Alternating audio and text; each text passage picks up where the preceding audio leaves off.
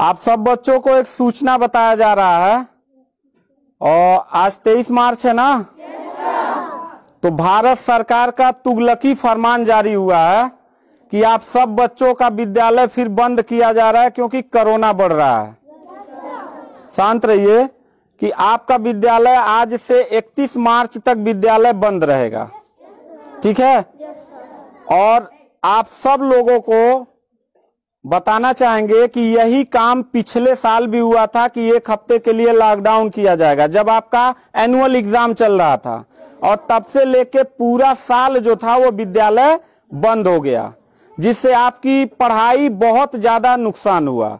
और इस साल जब विद्यालय खुला, आपने किताब कॉपी अपना सारा व्यवस्था कर लिया, तब हमारे तुगलकी फरमान जो हमारे सरकार हैं वो अब आदेश कर दिए कि अब फिर जो है कि ये विद्यालय फिर बंद होगा। माननीय योगी आदित्यनाथ महाराज जी, मैं आपसे पूछना चाहता हूं कि आप बच्चों के भविष्य के साथ और जो प्राइवेट अध्यापक विद्यालय में पढ़ा के अपनी रोजी रोटी कमा खा रहे हैं, उनके पेट पे लात क्यों मार रहे हैं? इन बच्चों के भविष्य के साथ खिलवाड़ क्यों कर रहे हैं? ठीक है, कोरोना अगर बढ़ रहा है, विद्यालय बंद था, पूरे साल में किसी एक अध्यापक ने, किसी एक प्रबंधक ने कभी भी विद्यालय खोलने के लिए कोई धरना प्रदर्शन नहीं किया और हम लोगों ने पूरा सपोर्ट किया। लेकिन बीच में अगर कोरोना फैल रहा है तो मैं आपसे पूछना चाहूंगा कि जब गोरखपुर महोत्सव आप करा रहे थे तब कोरोना फैल नहीं रहा था। जब आप आके यहाँ पे इलाहाबाद के प्रयागराज में कुंभ का मेला लगवा रहे थे तब कोरोना नहीं फैल रहा था, जहां पे करोड़ों लोग स्नान करने गए। और अभी हरिद्वार में महाकुंभ का आयोजन आप करवा रहे हैं तब कोरोना नहीं फैल रहा है। बिहार में चुनाव हो रहा है तब कोरोना नहीं फैल रहा है। और विद्यालय जो बच्चों का सबसे देश की रीढ़ की हड्डी होते हैं, जिनकी बुनियादी शिक्षा, प्रारंभिक शिक्षा आप बिल्कुल बर्बाद कर दिए हैं पिछले 2 साल से, और अब जाके फिर लॉकडाउन आप लगा रहे हैं। तो आपसे पूछना चाहेंगे कि बच्चों के भविष्य के साथ आप मैच क्यों खेल रहे हैं? ये जितने भी बच्चे हैं, अगर 1 मार्च आप 1 अप्रैल बोले हैं, 1 अप्रैल तक अगर विद्यालय नहीं खुला तो इन सारे बच्चों को लेके मैं रोड पे बैठ जाऊंगा। ये मैं आपको खुला चैलेंज कर रहा हूं, क्योंकि बात सिर्फ मेरे तक का नहीं है, इन सारे बच्चों का भविष्य है। और इन सारे बच्चों का भविष्य आप लोग अंधकार में डाल रहे हैं। आप लोग खुद नहीं चाहते हैं कि देश का बच्चा पढ़े, पढ़ के कुछ लायक बने। आप लोग अपना, जब रैली निकालना रहेगा, चुनाव रहेगा, तो कोरोना आपके पास नहीं रहता है। और जब आपको लगेगा कि आपके विपक्ष में लोग खड़े हो रहे हैं तो आप कोरोना का ड्रामा करा के विद्यालय को सबसे पहले आप बर्बाद कर रहे हैं। आप बताइए, विद्यालय में, आप गोरखपुर जिले में 193 लोगों ने अपने विद्यालय की मान्यता निरस्त करा लिया। जानते हैं क्यों? महंत योगी आदित्यनाथ जी, क्योंकि वो लीज पे चलाते थे और उनका भाड़ा हुआ करता था 40,000 45,000 रुपया मंथली हुआ करता था। वो भाड़ा न चुकाने के वजह से, चूंकि मालिक को भाड़ा चाहिए, उन लोगों ने अपनी मान्यता निरस्त करा दिया। और सरकारी जो स्कूल है उनकी हालत तो पहले से मतलब खस्ता हो चुकी है। तो ऐसे कंडीशन में गार्जियन करे तो क्या करे, और हम अध्यापक करे तो क्या करें? ये जितने भी 16-17 स्टाफ हैं, इन सब लोगों की रोजी रोटी चलती है इन बच्चों के और इस विद्यालय के संस्था से। आप लोग हमारे पेट पे प्रहार कर रहे हैं, हम लोगों के व्यवसाय से प्रहार कर रहे हैं।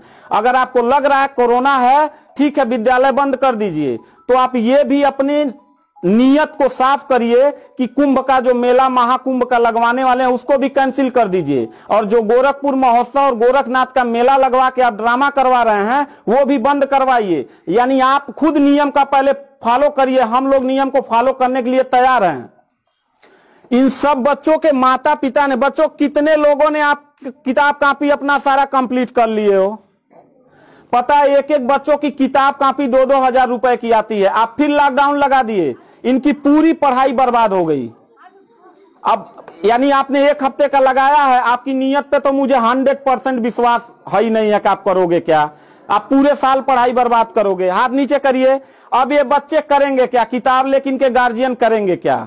हम लोगों ने पूरा कोऑपरेट किया सरकार को। जितना दिन लॉकडाउन लगा था उतना दिन का मैंने पूरे सभी विद्यालय के लोगों ने शुल्क माफ कर दिया, क्योंकि गार्जियन के ऊपर कोई लोड न पड़े। हम लोगों ने टीचरों को पेमेंट नहीं किया, क्योंकि हम लोगों ने जब फीस नहीं लिया तो पेमेंट कहां से करें। हम लोगों ने पूरा सरकार का साथ दिया, जितना हो सकता था सब लोगों ने साथ दिया। लेकिन अब इतनी कंडीशन होने के बाद, विद्यालय खुलने के बाद आप लोग विद्यालय बंद कर रहे हैं, ये बहुत ही गलत कर रहे हैं। और आपका पॉलिटिकल जो फंडामेंटल जिस पे आप चल रहे हैं कि जिन नियतों पे आपका बर्बाद होने वाला है, मैं लिख के आपको दे दूंगा कि अगर फिर से 1 अप्रैल के बाद, ठीक है, अगर 1 हफ्ते के रोकने के बाद कोरोना भाग जाता तो मतलब 1 हफ्ता आप बंद कर लीजिए, बिल्कुल हम लोग 1 हफ्ता नहीं पढ़ाई कराएंगे। लेकिन अगर फिर साल भर का ड्रामा आपने किया तो निश्चित तौर पे याद रखिएगा कि तानाशाही उतना ही अच्छा लगता है जितना तानाशाह के अंत होने का समय ज्यादा दूर हो, और आपका समय बिल्कुल नजदीक आ गया है। तो मैं उम्मीद करता हूं कि आप ये काम बिल्कुल मत करिएगा। 1 अप्रैल के बाद अगर विद्यालय फिर से आप बढ़ाएंगे तो इन सब चेहरों को देख लीजिए और इनके गार्जियन को लेके, अपने पूरे स्टाफ को लेके जिले से लेके मैं प्रदेश लेवल तक धरने पे बैठूंगा, इस बात को याद रखिएगा। क्योंकि सवाल यहां सिर्फ मेरे रोजगार का नहीं है, मेरे जितने सहपाठी और जितने मेरे कर्मचारी लोग हैं और इन बच्चों के पढ़ाई का भविष्य का सवाल है। तो मैं इन बच्चों को लेकर धरने पे बैठ जाऊंगा, और जरूरत पड़ा तो असंवैधानिक भी हो जाऊंगा। इसी के साथ मैं सरकार से रिक्वेस्ट करूंगा कि अगर 1 हफ्ता में बंद करने से कोरोना भाग जाता है तो हम सब लोग आपके साथ हैं, अगर नहीं भागता है तो 1 अप्रैल से छोड़ दीजिए।